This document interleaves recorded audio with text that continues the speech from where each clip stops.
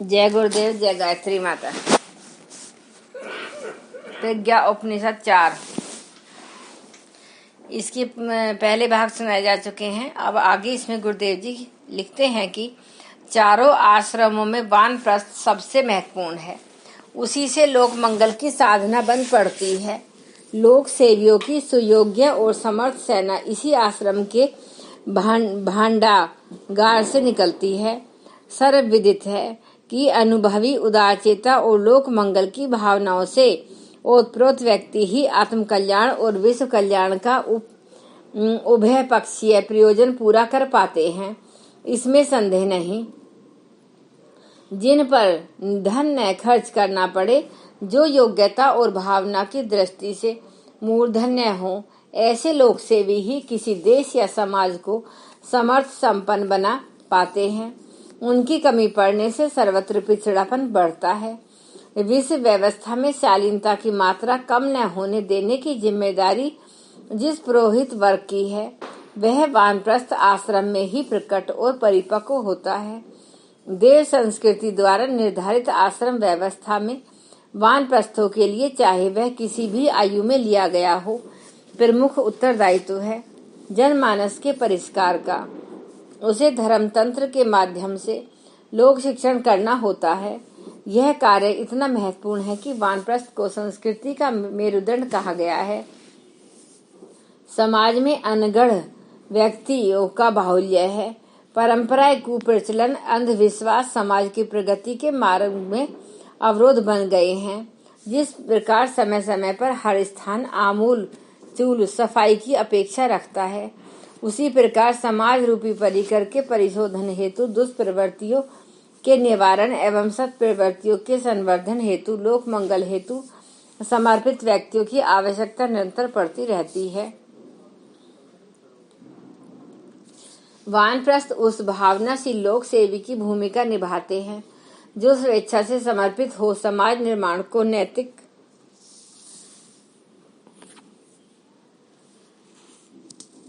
बौद्धिक क्रांति को अपना कर्तव्य मानकर चलते हैं। थोपी गई जिम्मेदारी नहीं, इसलिए वे समाज पर भी भार नहीं बनते। वेद में कहा गया है कि वह राष्ट्रीय जागृया पुरोहिता, यहाँ पुरोहित शब्द से आशय वानप्रस्थ के रूप में कार्यरत पूर्ण समर्पित लोक सेवी से है। हम पुरोहित राष्ट्र को जागृत और जीवंत बनाए रखेंगे। जैसी उद्घोषणा करने वाला देव संस्कृति का यह प्रतिनिधि घर घर अलख जगाने धर्म चेतना के व्यापक विस्तार के अपने संकल्प को बारंबार दोहराता है। आज के युग में जहाँ अनास्था का बाहुल्य है एवं चारों ओर दुष्प्रवृत्तियां ही व्यसन व्याप्त नजर आती हैं, वानप्रस्थों के ऊपर महती जिम्मेदारी आती है। अनीति, अभाव व अज्ञान के आसुरों से जूझने हेतु समर्पित व्यक्ति चाहिए, जो गृहस्थ की जिम्मेदारी से मुक्त हो एवं श्रम समय मनोयोग लगाकर लोक कल्याण हेतु तत्पर हो सके। इस आश्रम व्यवस्था के संबंध में शास्त्रकारों के स्पष्ट निर्देश हैं। गृहस्थ के बाद वानप्रस्थ ग्रहण करना चाहिए। इससे समस्त मनोविकार दूर होते हैं और वह निर्मलता आती है जो संन्यास के लिए आवश्यक है। ढलती आयु में पुत्र को गृहस्थी का उत्तरदायित्व सौंप दें, वानप्रस्थ ग्रहण करें और देव पितर ऋषियों का ऋण चुकाएं। उपासना हर क्षेत्र में आवश्यक है। उसे चारों आश्रमों में समान स्थान और महत्व मिलना चाहिए। इसके लिए वर्तमान युग में प्रज्ञा योग की साधना सर्वसुलभ और अभी सभी आश्रमों के लिए उपयुक्त है। उपासना अकेली से काम नहीं चलता।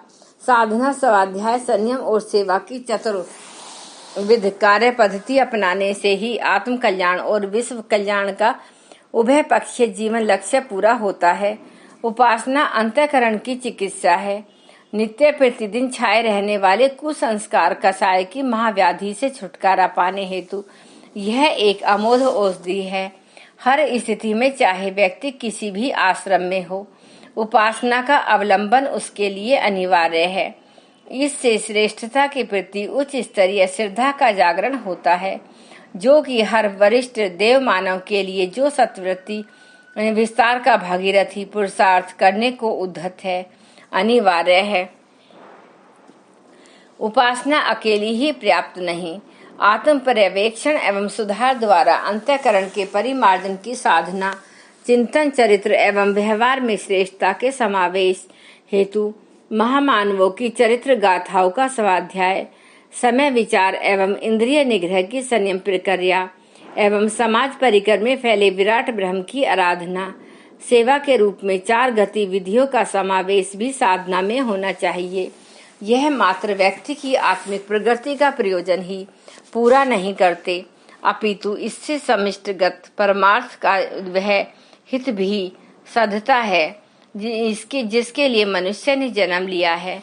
लकड़ी और अग्नि की समीपता का प्रतिफल प्रत्यक्ष है। गीली लकड़ी आग के समीप पहुँचते पहुँचते अपनी नमी गंवा देती है, उस ऊर्जा की अनुप्राणित होती चली जाती है। जब वह अति निकट पहुँचती है तो फिर आग और लकड़ी एक स्वरूप जैसे हो जाते हैं।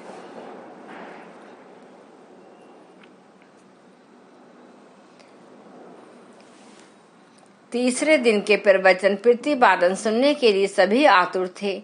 सो नियत समय पर सभी जिज्ञासु उत्सुकता पूर्वक पहुँचे और अपने नियत स्थान पर यथाक्रम आसीन हो गए।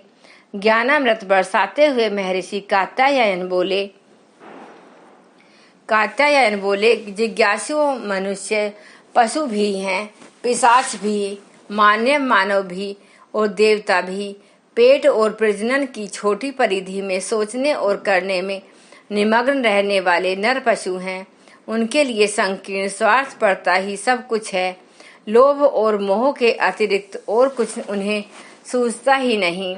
विलास और प्रदर्शन में उन्हें सुख मिलता है, इसके आगे इनका कोई और दूरगामी लक्ष्य नहीं। नर पिशाचों पर दर्प छाया रहता है।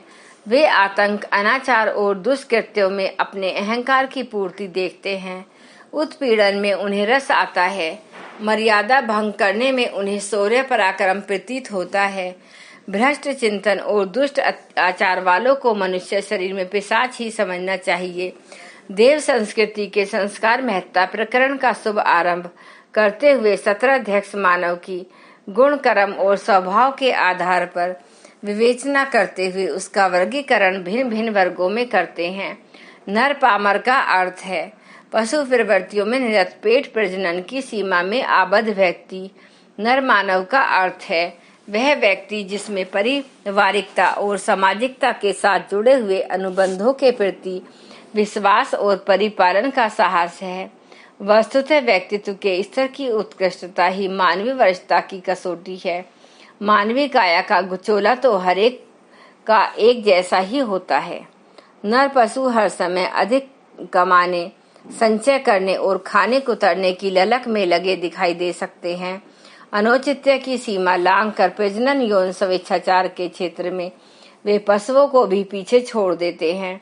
जो भी वैभव दूसरों को शोषण कर पिशाच की भूमिका निभाते हुए निर्दयता पूर्वक संचित करते बन पड़ा है, उसे वे स्वयं व परिवारजनों तक ही सीमाबद्ध मानकर उसके उपभोगवादी प्रदर्शन में निरत रहते हैं। चरित्र निष्ठा ही मनुष्यता है, जिसमें अवांछनीय लिप्साओं के नियमन एवं आदर्शों के कार्यान्वयन का साहस भरा पराक्रम है। वही नर मानव से देव मानव, नर नारायण भसुर ऋषि की भूमिका निभाता देखा जा सकता है।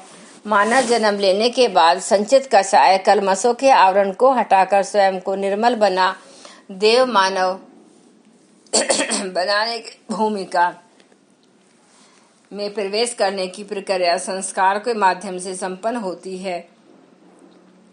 इसके अभाव में तो सामान्य जनमानस पर कुछ संस्कारों का कुहासा ही छाया देखा जा सकता है।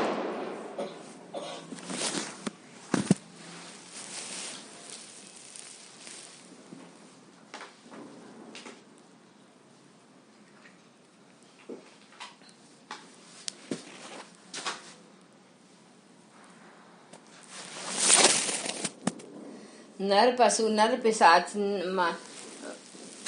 इसी